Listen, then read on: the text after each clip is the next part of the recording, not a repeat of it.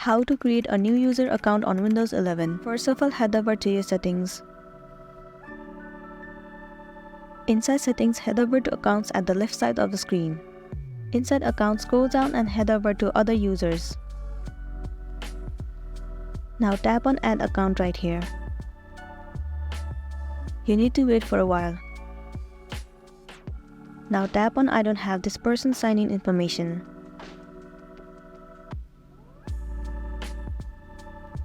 Click on add a user without a Microsoft account.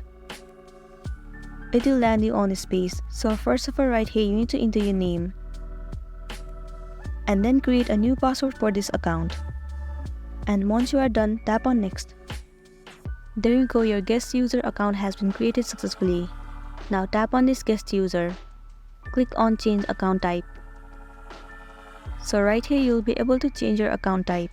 You can either choose administrator or standard user. So that's it, and this is simply how you can create a guest user account on Windows 11. I really hope this video is gonna be helpful for you. Thank you for staying with us till the end.